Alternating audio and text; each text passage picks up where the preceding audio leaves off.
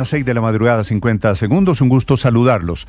Con vergüenza o con pena, por cuenta de una declaración del presidente Petro que baja un escalón más el nivel del debate político en Colombia, ya deteriorado en una declaración inédita en los últimos años. Yo no recuerdo nunca en la historia de Colombia. El presidente Gustavo Petro le dijo anoche al presidente del Senado, al conservador Efraín Cepeda, que es un HP. Y digo, es lo que me da pena, voy a hablarles de madrazos esta mañana. No se refiere con lo de HP a lo de honorable parlamentario, que es el chiste habitual en Colombia. El mismo presidente dice que se refiere a la grosería. Es el presidente que hace unos años, en el 2016, decía en sus redes sociales que las groserías en la política miden la deficiencia de la inteligencia. Es posible que esa versión de Petro era la correcta. En una andanada sin matices, la de anoche en Soledad en el Atlántico, sin escrúpulos, sin límites, poniendo el tono de cómo va a ser la campaña de la consulta popular, que fue lo que hizo anoche, lanzando los comités del sí, de una consulta popular que a propósito ni siquiera ha sido presentada ante el Senado, y el presidente también de manera irregular ya está lanzando comités del sí. Pero así va a ser el ambiente de la política y así seguramente va a ser la bajeza de esta campaña electoral que el presidente Petro está anticipando, amarrada la consulta popular a las elecciones que vienen del año entrante, y me da la impresión de que esto va a ser, y les presento disculpas a ustedes, a madrazo limpio, con descalificaciones, sin muchos argumentos.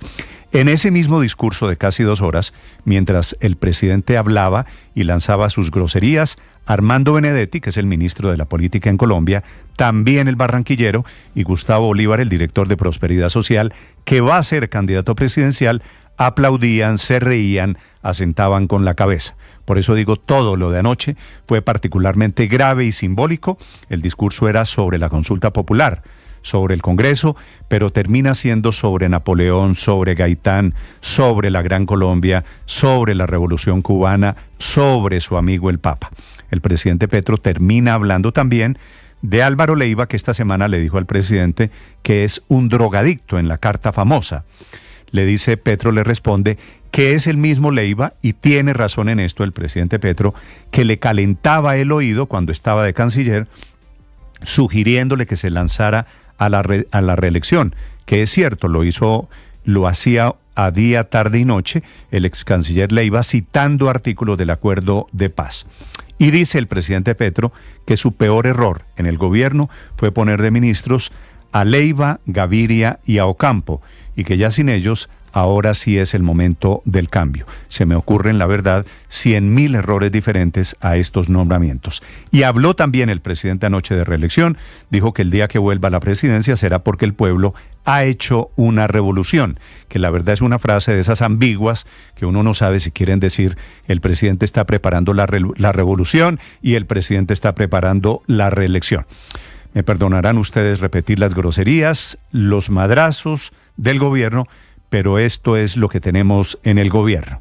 No fue solo el presidente Gustavo Petro, también lo dijo el ministro de Salud, Guillermo Alfonso Jaramillo, que ya es conocido de autos, estaba en un recorrido en un hospital en el departamento del Meta. Como el ministro se enteró de que en los pueblos pequeños de Colombia los tienen que remitir a los pacientes a hospitales de ciudades más grandes, termina diciéndole a esa gerente del hospital de Puerto Gaitán, se llama María del Carmen Rodríguez, que ojalá se enferme, hijueputa. Y digo, me perdonan ustedes, pero esto es lo que da la tierrita. Y que ojalá la remitieran a ella y a sus familiares a Villavicencio o a Bogotá, como si el ministro de Salud no pudiese decir lo mismo con mejores palabras, o como si el presidente de la República no pudiese utilizar por un segundo la decencia en sus discursos políticos. Pero así estamos.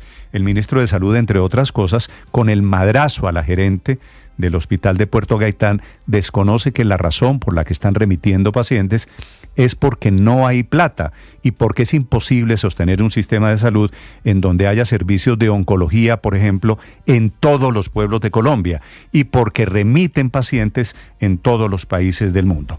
Hablando del gobierno, por decisión de la Corte Constitucional, y esta es una batalla que de momento gana el presidente Gustavo Petro, el Consejo Nacional Electoral va a suspender temporalmente precautelativamente la investigación al presidente Petro por la financiación de su campaña, que era el motivo por el cual el presidente durante casi 3 años esgrimió la tesis del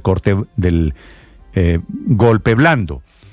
El presidente Petro no será investigado si su gerente de campaña, si la campaña del 2022 por el Consejo Nacional Electoral.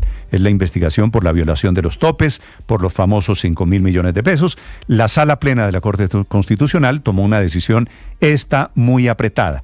Votaron en favor del presidente Juan Carlos Cortés, Cristina Pardo, Miguel Polo, Vladimir Fernández y Diana Fajardo. Los 4 que no fueron Jorge Ibáñez, Paola Meneses, José Fernando Reyes y Natalia Ángel. Esta suspensión contra el presidente Petro será hasta que se resuelva de fondo la tutela que presentó el mismo presidente contra el Consejo de Estado, que a su vez había avalado la investigación del Consejo Electoral. Todo un choque de trenes que ahora toma una decisión temporal, repito, la Corte Constitucional. Bienvenidos, es un gusto saludarlos. Les voy a hablar en segundos, cómo no, del Papa Francisco. Estamos a 7 horas de que se cierre la Basílica de San Pedro y de paso al sepelio, que comenzará mañana a 3 de la madrugada, hora de Colombia. Siguen desfilando por el Vaticano miles de personas. Se calcula que en este momento, y los cálculos posiblemente se van a quedar infinitamente cortos, 150.000 personas que han desfilado en el último homenaje al Papa Francisco. Vendrá mañana la procesión para llevarlo de regreso a la Basílica de Santa María Mayor. Será un recorrido de 6 kilómetros. Esta mañana están llegando por montones cardenales para preparar, y hoy están en reuniones informales, el cónclave. Posiblemente va a comenzar el 5 de mayo. El lunes de la semana entrante cierran la bellísima Capilla Sixtina. Hoy, de momento, todo está centrado en el baldaquino de Bernini, en la Basílica de San Pedro, a donde está llegando y en donde están desfilando miles de feligreses.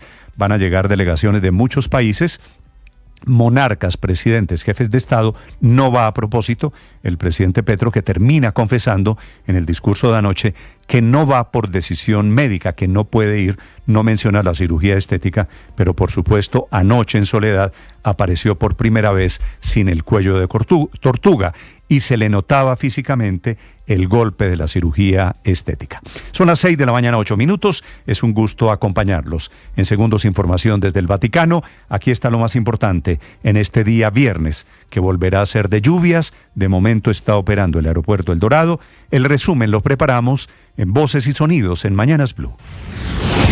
Decía Efraín Cepeda entonces: oiga, pero si esas son las preguntas que ustedes presentaron, pues ahora sí podemos discutirlas en el Congreso. Yo no digo groserías, pero quise decir una mucho HP. De esta manera, el presidente de la República, Gustavo Petro, desde Soledad, en el departamento del Atlántico, transgredió un límite impensado en la política, atacando nuevamente al presidente del Congreso con insultos y groserías, responsabilizándolo de hundir sus reformas sociales en el legislativo. Ante esto respondió el senador Cepeda, asegurando que no caería tan bajo porque considera que Petro se está comportando como si estuviera en una riña callejera. El presidente Gustavo Petro instaló los comités promotores por el sí para la consulta popular, a pesar de que solo se conocen las preguntas y estas no han sido presentadas formalmente ante el Senado de la República. Si los amigos de Efraín Cepeda se les ocurre negar la consulta popular, el pueblo va a borrar esos congresistas de la historia de Colombia. Y la consulta de todas maneras se hará. El presidente Gustavo Petro también respondió a las acusaciones del exministro Álvaro Leiva, quien afirmó que el mandatario está lidiando con un problema de adicción. Ni siquiera son capaces de buscar un diccionario la palabra drogadicto. Busquen en Google, como decía el maestro Fajardo. Drogadicto es la víctima de una enfermedad. El drogadicto es un esclavo de alguna sustancia, a veces de algunos actos. Hay drogadictos del sexo, decía yo. Continuando con el tono desafiante, el presidente Gustavo Petro abordó el tema de la reelección. Entonces, ¿para qué quería que me reeligiera? Yo siempre le dije que no me interesa. El día que vuelva a la presidencia de la República será porque el pueblo ha hecho una revolución.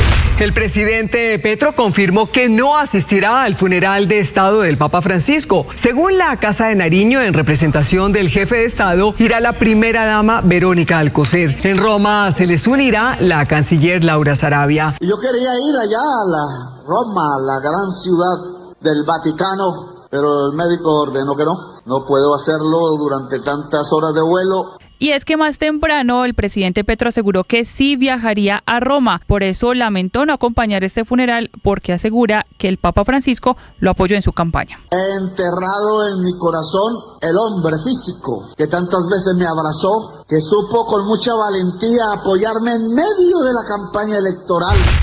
Madre di Cristo, Más de 200.000 personas despiden al Papa Francisco en la Basílica de San Pedro. A las 6 de la tarde se cierran los accesos y a las 8 de la noche el camarlengo Kevin Farrell presidirá la ceremonia del cierre del ataúd. Todo esto bajo un estricto dispositivo de seguridad en el Vaticano. Mañana el entierro en la Basílica de Santa María la Mayor. Para mí el Papa es una figura importante porque representa a la Iglesia y a Dios aquí en la tierra. Creo que era una persona muy humilde. Trabajó toda su vida para servir a los demás, para proteger a los débiles lo mejor que pudo. Intentó siempre detener las guerras. Era muy misericordioso, se identificaba con la gente, con los pobres. Son decenas de miles de personas las que han pasado ya frente al ataúd del Papa Francisco. El Vaticano ha confirmado que el público en general podrá visitar la tumba del Papa Francisco en la Basílica de Santa María la Mayor a partir del próximo domingo, un día después de su funeral que tendrá lugar este sábado. Es impactante porque es algo que uno no se imagina y uno no espera, ¿verdad? Tanto como emocionante y el momento. Roma se va a convertir por unas horas en el epicentro de la política mundial, y es que el funeral del Papa Francisco congregará en la Plaza de San Pedro a los principales líderes mundiales. Así han confirmado su asistencia el secretario general de la ONU, Antonio Guterres, o los responsables de las instituciones europeas y los principales jefes de Estado y de Gobierno del viejo continente. Del continente americano llegarán los líderes de Brasil o Argentina y el presidente Donald Trump, quien tiene previsto mantener reuniones al más alto nivel, aprovechando su visita a Italia.